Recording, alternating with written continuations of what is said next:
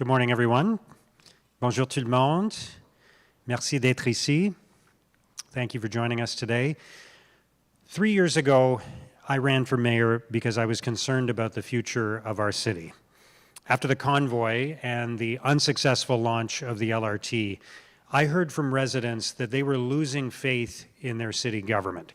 They were losing faith in basic municipal services like policing and public transit. And they were worried about rising costs and the local economy. Ils étaient inquiets de la hausse du coût de la vie et de l'économie locale. Je me suis présenté parce que je crois en notre gouvernement municipal. I ran because I believe in city government. I believed it could be better. I believed in teamwork and collaboration. I believed that in a polarizing time in politics, we could bring people together to move Ottawa forward. I believed we needed to deliver results for all of Ottawa, not just pit one part of the city against another. I believed we could keep tax increases low while investing in priorities. I believed we could find savings and efficiencies. I believed we could make Ottawa safer, more reliable, and more affordable. Je croyais que nous pouvions rendre Ottawa plus sécuritaire, plus fiable, et plus abordable. Today, with the presentation of the draft 2026 budget, I'm renewing that commitment to Ottawa residents to make Ottawa safer, more reliable, and more affordable. Budgets are about choices. And as we table the draft budget today, the final budget for this term of council, we have a choice to make. A choice between high tax increases and big spending, or a balanced, responsible approach that protects affordability and invests in what matters most to our residents. There are some members of council who have already said our tax increases are too low. But that's not what I hear from members of the community. I spend a lot of time traveling around our city, every part of our city, every single week, knocking on doors and attending community events. And I've met so many hardworking residents and small business owners who are worried about the future. J'ai rencontré de nombreux résidents et propriétaires de petites entreprises qui travaillent fort et s'inquiètent pour l'avenir. I spoke with families in Riverside South and Greeley and Barrhaven who have seen the cost of food and housing increase while their salaries have barely kept up. I spoke with parents in Canada who are worried that their children will have a tougher life than they've had. I spoke with a mother in Centrepoint who's worried her kids won't be able to afford a home. I've spoken with small business owners all over the city who are worried about higher and higher tariffs and an escalating trade war. They don't know what Donald Trump will do next and how that will impact their businesses and the local economy. I've spoken with federal public servants who are worried about the recently announced job reductions. J'ai parlé avec des fonctionnaires fédéraux qui s'inquiètent des récentes compressions d'emplois annoncées. We're now facing the loss of thousands of jobs in our city, and that impacts not only federal employees, but also their family members and neighbors and business owners across the city. I've lived in Ottawa my whole life, and it's been a long time since I've heard this level of anxiety about the future. I feel a great deal of empathy for our residents who are struggling. In the face of all that uncertainty and risk, we have a big responsibility. We have a responsibility to provide stability, to manage our finances carefully, to protect our residents during a period of dramatic change and discomfort, to support those who are impacted the most, and to invest in a brighter future and a better city. Nous avons la responsabilité d'apporter de l'espoir à nos résidents. We have a responsibility to provide hope to residents. We have a responsibility to avoid turning negative, to avoid pitting one part of the community against another. We face a lot of challenges, but I refuse to be discouraged. I believe we're making a lot of progress, and I believe that by working together, we can achieve even more. The budget we're presenting today is about stability. It's about bringing a balanced approach. It's about protecting affordability while investing in what matters most to you. Like many families and small business owners across our city, we're managing our finances very carefully at City Hall. We're looking carefully at every dollar we spend. And in the past 3 years, we've now found $253 million in savings and efficiencies at City Hall. That's more than $250 million of savings we're passing on to our residents. That's the equivalent of a 12% tax increase we're not imposing on our residents. That works out to savings of more than $530 per household. Those savings are critically important because we simply can't add to the burden of homeowners, renters, and small businesses with big tax increases right now. Nous ne pouvons tout simplement pas ajouter au fardeau des propriétaires, des locataires, et de petites entreprises. We've seen that happen in other cities in Canada. In Toronto, Vancouver, and other municipalities, there have been tax increases of 10 or 11% in some years. In Ottawa, we've kept our average increase to below 3% for the past 3 years. Those are the lowest tax increases of any major city in Canada. That's how we're helping to keep life more affordable for our residents, by putting more money in their hands. That's more money they can spend on rent, on food, on their mortgage. We simply can't afford Toronto-style tax increases right now in Ottawa. Another way that we've been able to keep tax increases low is through working hard to attract record levels of investment from the provincial and federal governments. Last year, the province committed more than $500 million in funding specifically to the City of Ottawa. Just over a year ago, I launched my Fairness for Ottawa campaign. Following that, we secured an investment of $180 million from the federal government toward our transit priorities. And our work together continues. I've had a number of discussions with Prime Minister Carney and our local MPs on several key initiatives that will help Ottawa move forward. Earlier this year, Premier Doug Ford made a historic commitment to upload our LRT. That's a transformative opportunity that will save Ottawa taxpayers billions of dollars over the coming years. In particular, the upload will save us about $85 million a year in our budget. That's $85 million more that we can reinvest in public transit every single year. Ce sont 85 millions de dollars de plus que nous pourrons réinvestir chaque année dans le transport en commun. So because we've worked hard to find $250 million in savings, and because we've worked hard to attract hundreds of millions of dollars investment from other levels of government, we can invest in our residents' priorities. We're able to invest more in public safety, more in public transit, more in affordable housing, more in supporting our most vulnerable, and more in repairing our roads and sidewalks. In fact, we can invest historic amounts in all these priorities, significantly more than we've invested before. As directed by Council, the 2026 budget includes a total tax increase for all city services, including public transit, policing, paramedics, and everything, of 3.75%. That's below last year's increase, and again, it will be one of the lowest in the country. I've heard some people say this increase is too low, but I will always fight to protect taxpayers during an affordability crisis. Higher taxes contribute to inflation and add to the burden of all our residents, including homeowners and renters. When landlords pay higher taxes, they pass those costs on to their tenants. This morning, I want to provide a few highlights of some of the significant investments we'll be making in this budget. Ottawa is a kind and compassionate city. Unfortunately, the number of vulnerable people in our community has been growing because of rising affordability issues, the opioid crisis, and mental illness. We must support our most vulnerable residents. We must respond to the housing crisis and to food insecurity. In the 2026 budget, we'll increase our funding to critical programs to support the most vulnerable to more than $222 million.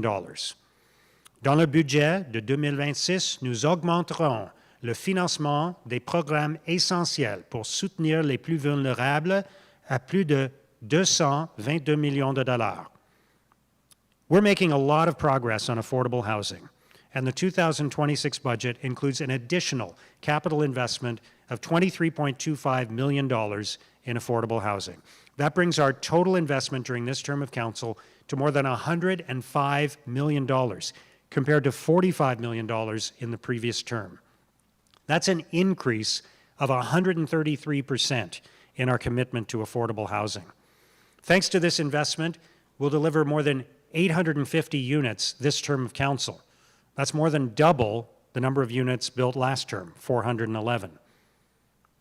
A few weeks ago, I pledged to end youth homelessness in Ottawa by 2030. I've heard very positive feedback about that pledge over the past few weeks, including when I was knocking on doors recently in Orleans, and a resident told me she thought there was nothing more important for our city. Working with wonderful community organizations, including the Alliance to End Homelessness, we're working hard to achieve that goal. And the 2026 budget includes $400,000 toward the Youth Homelessness Action Plan. It also includes another $476,000 for food security. That's 15% more than last year, in response to a specific request from our local food banks. There's nothing more important than the safety of our residents, and that includes emergency services being available when our residents need them. When I ran for mayor in 2022, one of my greatest concerns was the number of level 0 events in our city when no ambulances were available. This year, because we've hired more paramedics and invested in solutions, the number of level 0 events has dropped by almost 80%. For the first time since 2020, our paramedic service is meeting its mandated response times. That's huge progress, but we need to keep going. Through the 2026 budget, we'll hire an additional 23 paramedics to serve our growing community. I hear from residents all over the city who are worried about public safety, and they want to see more police resources in the community. I spoke with a resident in Stittsville recently who was very concerned about street racing. I spoke with residents in Barrhaven who had their car stolen from their driveway. So we'll be investing significantly in the Ottawa Police Service. The police will receive a total budget increase of $26.1 million in 2026. That's the result of a 5% increase in the police levy and a number of strategic one-time investments. Our police are making great progress under Chief Eric Stubbs, but there's still a lot of work to do. As the Auditor General recently pointed out, we need more service in our community. Through this budget, we'll hire an additional 25 police officers. We'll invest in district policing to make sure every part of our city is served properly. Nous investirons dans la police de district pour nous assurer que chaque quartier de notre ville soit bien desservi. And we'll launch plans to provide body-worn cameras for frontline officers. And to ensure the police service has the resources it needs over the coming years, we're going to work with them on a long-term financial plan that reviews their finances, creates sustainable streams of funding, and finds savings and efficiencies, so the police budget is properly funded for this next phase of their important work. One of the ways that we can deliver better service to our community is through the Anchor program that was launched last year in Centertown. Anchor provides an alternative response to mental health calls, and it's been working very effectively. The feedback from community partners has been overwhelmingly positive. We heard from a resident from Centertown who saw a woman in distress, and she called Anchor. She said, "I was glad I could get her some professional help without involving the police or ambulance. After all, she wasn't committing a crime and didn't seem to require an ambulance. She still needed help, though. This fills an important gap." I'm pleased to say we will be expanding Anchor. Plans have already begun to serve an even larger area where the pilot project was launched in Centertown. And in this budget, we'll be investing $700,000 to expand Anchor into another area of our city. That will be a very positive step forward. Public transit is another critical area that requires significant investment. Le transport en commun est un autre secteur essentiel qui nécessite des investissements importants. In 2026, we'll be launching the new East End extension of light rail, bringing the O train to Orleans, doubling the length of Line 1 and adding 5 new transit stations. The 2026 budget includes a record level of investment in public transit. The OC Transpo budget will increase to $938.7 million in 2026. That's almost $1 billion being invested in public transit for our growing city. And it's about $300 million more than we spent on transit in 2021. This boost in transit funding is based on an increase of 8% to the transit levy for the second year in a row, and an increase of only 2.5% to fares in order to keep transit affordable for OC Transpo passengers. That 8% increase in the transit levy fits within the 3.75% tax increase that was prescribed by Council. We will also be freezing the Equipass and Community Pass rates so we can keep transit as affordable as possible for our residents who need it most. We need to continue playing a leading role in responding to climate change. So in 2026, we'll be investing $9 million toward the Climate Change Master Plan. That's 50% more than the $6 million we invested this year. When I ran for mayor, I heard every day from residents about the state of our roads, sidewalks, and other basic infrastructure. So I committed to increasing the road resurfacing budget by $100 million during this term of council. And I'm pleased to say that the 2026 budget continues to deliver on this important priority with an additional $135 million for road resurfacing. This brings the total investment in road resurfacing during this term of council to $533 million. That's an increase of $178 million, or 50% over the last term of council. That will have an impact in every part of our community. We've made similar progress to improve our sidewalks, and the 2026 budget includes $25.4 million to continue that work, bringing the total investment during this term of council to $65 million, a 77% increase over the previous 4 years. When I'm out visiting our rural villages, when I'm at rural fairs or plow matches or other events in our rural communities, residents often raise the need to invest more in ditching and draining projects to address the frequent flooding that they experience on farms and on rural roads. Last year, we significantly increased the ditching budget to start addressing these issues in a more timely fashion. And we will soon begin to see the results of those investments. And we're building on those investments in the 2026 budget with an additional $3.6 million in ditching projects. That brings the total for this term of council to $10.7 million, which is 80% more than last term. This past Saturday, I chatted with residents of Orleans at an announcement at the Bob McQuarrie Recreation Complex. The federal government has committed up to $15 million toward an expansion of that facility, and we're very grateful for that. We will be investing in our facilities budget as well, with $75 million to maintain community centers, sports facilities, and parks across the city. As we continue to face economic uncertainty, we're investing in our local economy and support for small business. We're working hard to reduce red tape and barriers for startups. We're investing in economic growth, diversification, and job creation through our economic development strategy, through a downtown action plan, through support for Invest Ottawa, Ottawa Tourism, the Ottawa Film Office, and the Ottawa Music Industry Coalition.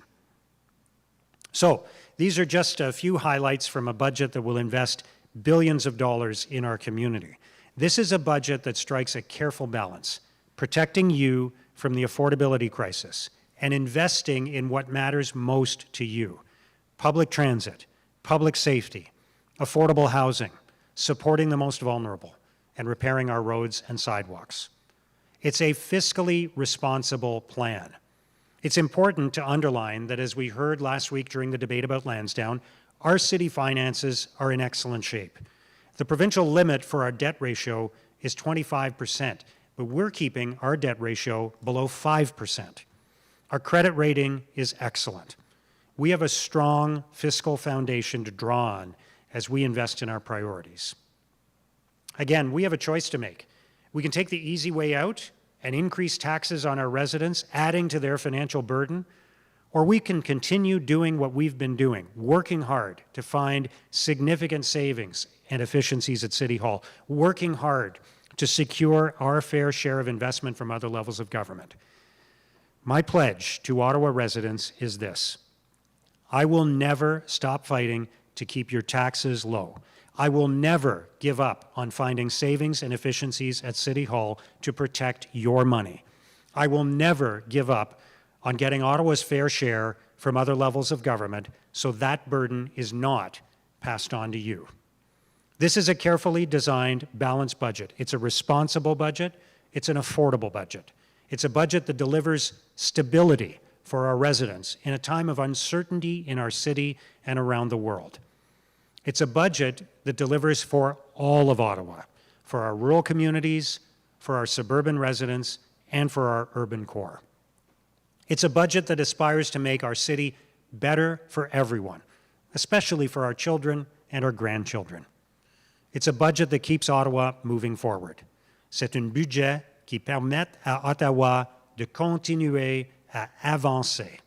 C'est un budget qui réaffirme mon engagement pris en 2022 de rendre Ottawa plus sécuritaire, plus fiable, et plus abordable.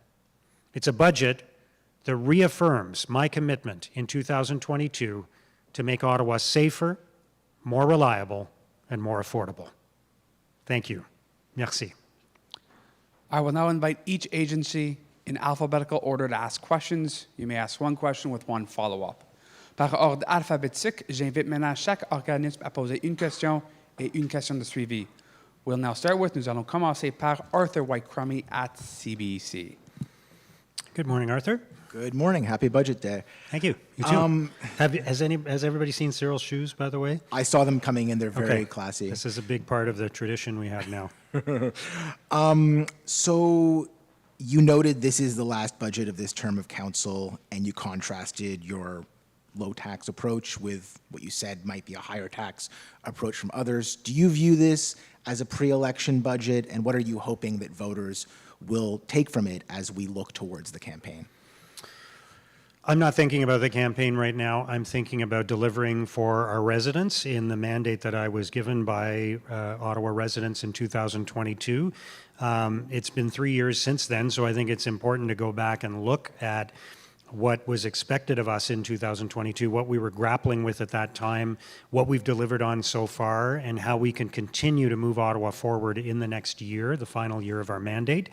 But I think we do have a choice, and I did start to hear around the council table during budget direction time that there were people advocating that maybe we should have bigger tax increases like Toronto and Vancouver have had. And again, that's not what I hear in the community. When I'm out here in the community, people are really struggling with rising costs, and they don't want higher taxes. And this applies to not just homeowners, but renters, because if landlords are charged higher taxes, they're going to pass that on to renters, and rents are going to go up. So it affects everybody. It affects small businesses, it affects renters, it affects homeowners. So I think we have a real choice with this budget. And I think what we've demonstrated is we can have low tax increases and big investments in our priorities because we found $250 million in savings and efficiencies, and because we've attracted record levels of investment from other levels of government. If we do those things, we can keep tax increases low, reduce the burden on our residents, and we can invest record amounts in public transit, policing, paramedics, repairing roads and sidewalks, supporting the most vulnerable, and building more affordable housing. And just quick, with like a two-word answer, do you have anyone in mind when you talk about those who want to spend more around the council table? Well, I'd have to go back and review what was discussed when we were debating the budget direction, but I heard councillors talking about how, you know, we've been keeping tax increases too low in Ottawa, and I can tell you that's not what I've heard from the community. And just one more quick one. The $400,000 for youth homelessness just seems low given the scale of the problem. Why not invest more to get a handle on this more quickly, given that it's reaching crisis levels? We've been working with the Alliance to End Homelessness. We've been working with Operation Come Home, with Youth Services Bureau, with other leaders in the community, and we have a strategy to end youth homelessness by 2030 that they have contributed to and supported. This is the investment that's required for 2026 to support some of the initiatives that are happening. There's a very clear plan. If we need more money in future budgets, we'll look at that, but this is the money required to support the plan that we have that will achieve the goal. We will now go to Leah Larocque at CTV. Good morning, Leah. Hello. I just want to ask about transit. And there's, without a ton of money coming from the feds or the province, how can we fix this problem? How can we fix transit? Ridership is still low. The fees haven't gone up. It's the big deficit in our budget right now. We're going to continue to work with other levels of government on attracting the investment we need for public transit. We're making a historic investment in transit. Again, if you go back to 2021, I think the budget for transit that year was around $630, $640 million. Now the transit budget is almost $940 million, close to $1 billion that we're investing in transit every year. The portion of our budget that goes to transit has gone up significantly in recent years. So we're investing in public transit. It's a huge priority for us.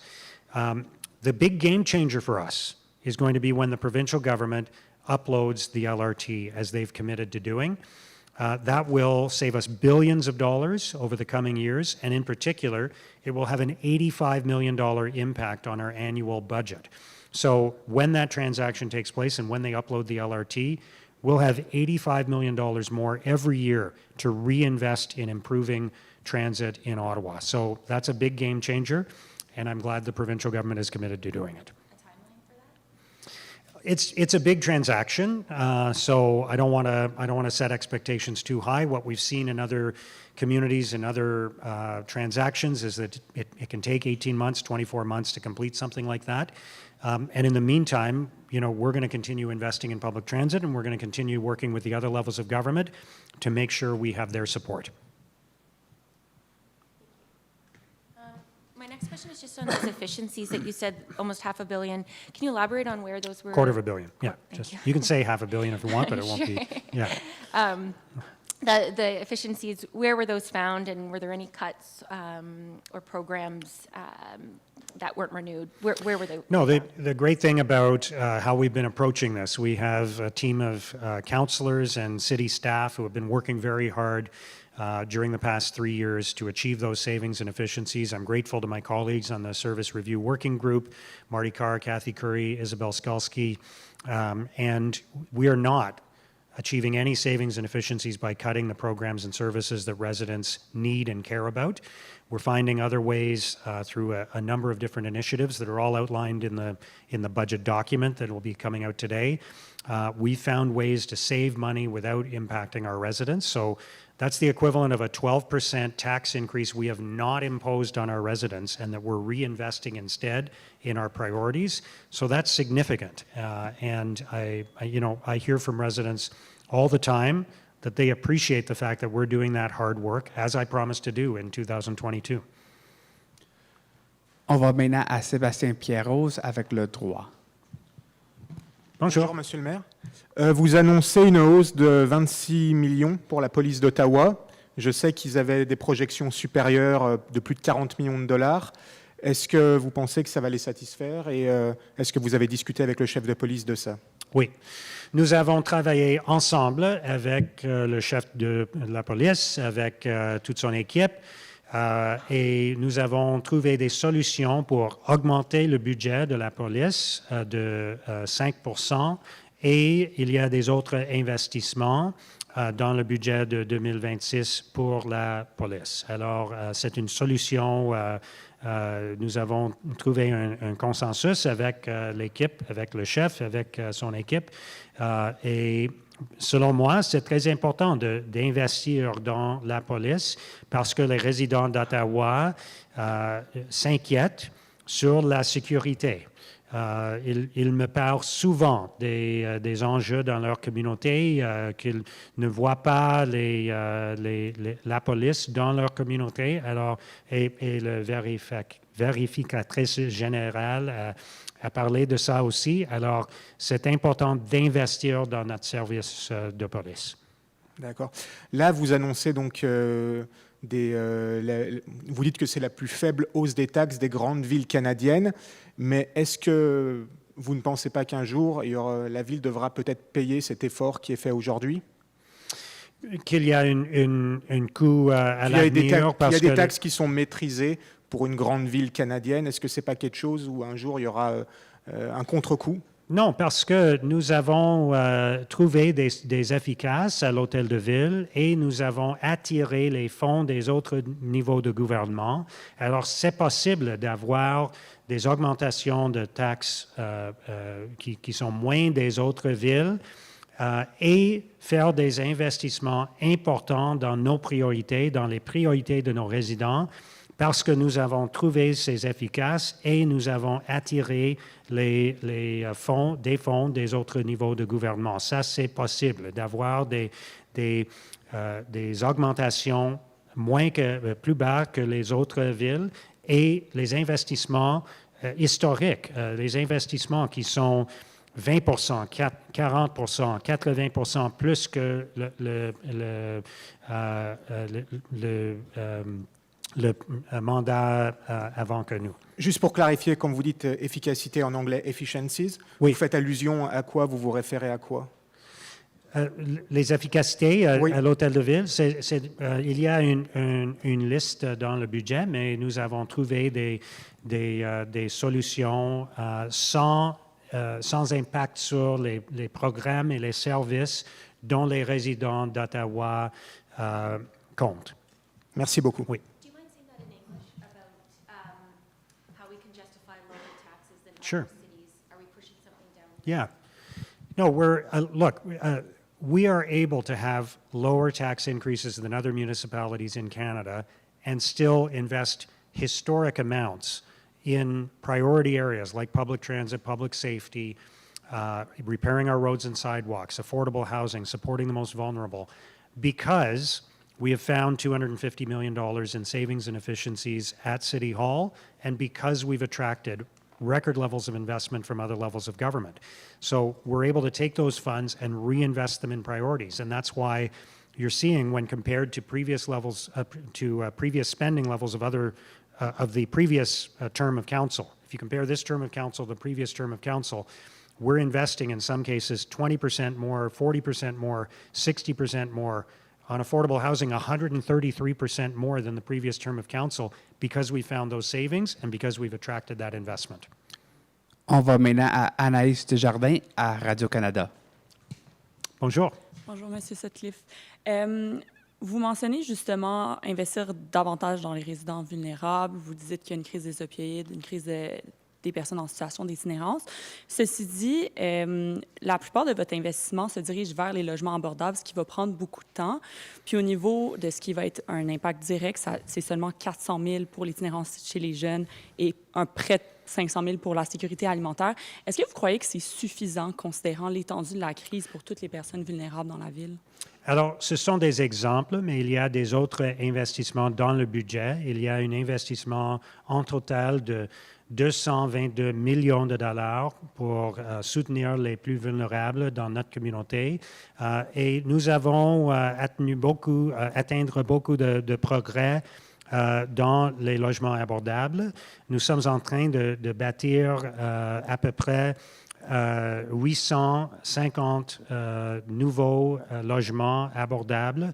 En comparaison, dans les 4 années précédentes, c'était à peu près 400 logements abordables. Alors, nous avons avancé beaucoup de projets et il y a beaucoup de fonds pour... Nous voulons toujours investir plus, mais nous avons beaucoup de fonds pour l'incertitude de la nourriture, pour les banques alimentaires, pour les logements abordables, pour le plan pour mettre à fin l'itinérance chez les jeunes et des autres investissements aussi. Alors, oui. Puis bien que l'investissement pour la police soit plus bas que ce qui était anticipé, est-ce que vous n'avez pas quand même l'impression que vous êtes plus dans la réaction plutôt que la prévention pour les problèmes, les personnes en situation d'itinérance, la crise des opioïdes, parce que vous ne misez pas davantage sur les services communautaires? Je ne comprends pas la question. Alors, nous investissons dans la police, mais nous investissons aussi dans les solutions communautaires. Oui. OK. Puis, est-ce que je pourrais également avoir la réponse de CTV, mais en français, donc par rapport Oui. à ces transports, puis comment vous souhaitez redresser le déficit ou faire face au déficit Oui. de la société? Alors, nous investissons dans OC Transpo. C'est un investissement historique. En 2021, l'investissement dans le transport en commun, vers le transport en commun, c'était à peu près 640 millions de dollars. Maintenant, c'est à peu près 940 millions de dollars pour le transport en commun. Et la solution court terme, long terme, c'est la décision l'engagement de Doug Ford de transférer le train léger, le train léger au gouvernement provincial. Et quand cette transaction est complète, est terminée, c'est un impact de 85 millions de dollars par année sur notre budget pour le transport en commun. Alors, ce sont des fonds que nous pouvons réinvestir dans le transport en commun pour éliminer le déficit dans le budget pour le transport en commun. This concludes our media availability. Ceci conclut le point de presse d'aujourd'hui. Thank you, everyone. Merci tout le monde. Thank you. Merci.